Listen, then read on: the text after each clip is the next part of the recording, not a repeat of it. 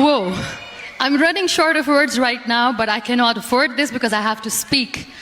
Thank you so much for all the love, for all the warmth.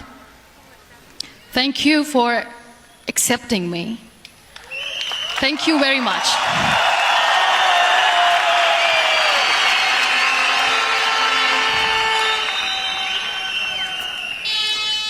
Well, I always start my talk with a disclaimer.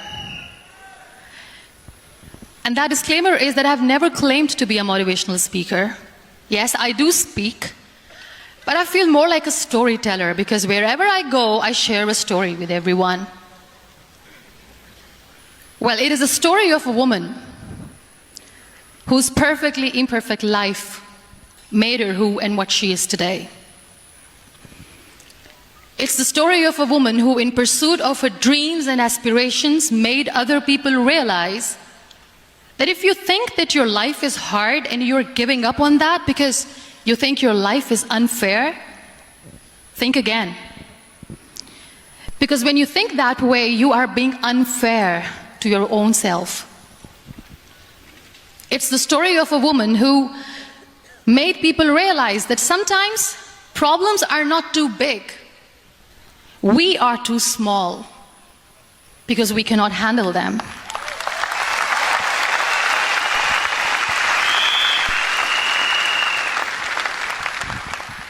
It is the story of a woman who with time realized that real happiness doesn't lie in success, money, fame. It lies within. Real happiness lies in gratitude. So I am here and I'm going to share the story of that woman. That is my story. The story of gratitude.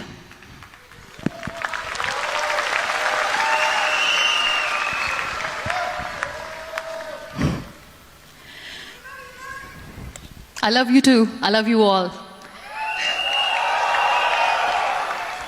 I believe in the power of words. Many people speak before they think. But I know the value of words. The words can make you, break you, they can heal your soul, they can damage you forever. So I always try to use the positive words in my life wherever I go. They call it adversity, I call it opportunity. They call it weakness, I call it strength. They call me disabled, I call myself differently abled. They see my disability. They see my disability, I see my ability. There are some incidents that happen in your life, and those incidents are so strong that they change your DNA. Those incidents or accidents are so strong that they break you physically. They deform your body, but they transform your soul.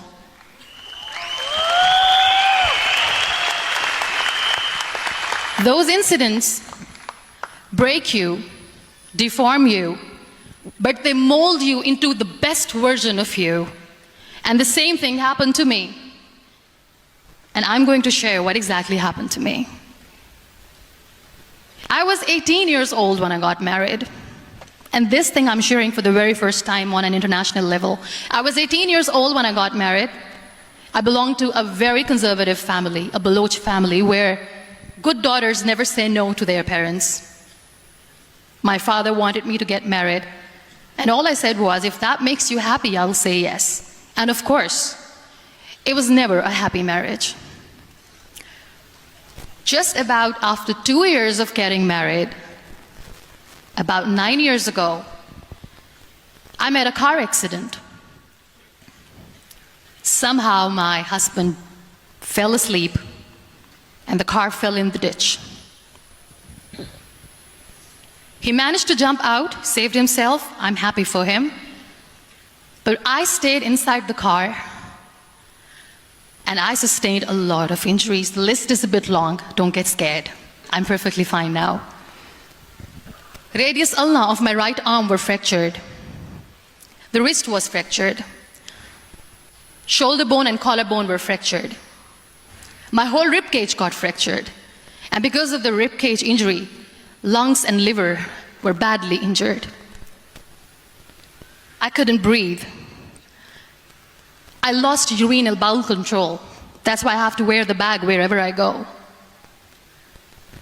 But that injury that changed me and my life completely as a person and my perception towards living my life was the spine injury.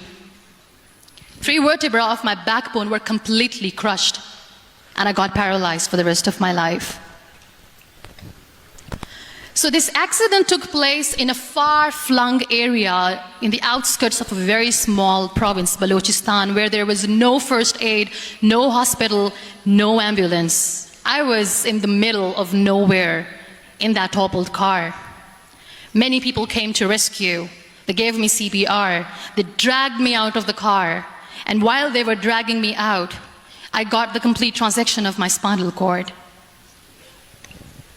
And now there was this debate going on. Should we keep it here? She's going to die. Where should we go? There is no ambulance. There was this 4-wheeler Jeep standing in the corner of the street. They said, put her in the back of the Jeep and take her to the hospital, which is 3 hours away from this place. And I still remember that bumpy ride. I was all broken. They threw me at the back of the Jeep and they rushed me to the hospital. That is where I realized that my half body was fractured and half was paralyzed. I finally ended up in a hospital where I stayed for 2.5 months. I underwent multiple surgeries. Doctors have put a lot of titanium in my arm. There's a lot of titanium at my back to fix my back. That's why people in Pakistan call me the Iron Lady of Pakistan. Sometimes I wonder how easy it is for me to describe all this all over again. And somebody has rightly said that when you share your story and it doesn't make you cry, that means you have healed.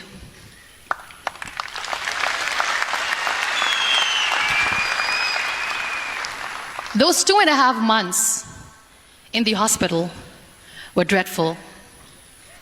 I will not make up stories just to inspire you. I was at the verge of despair.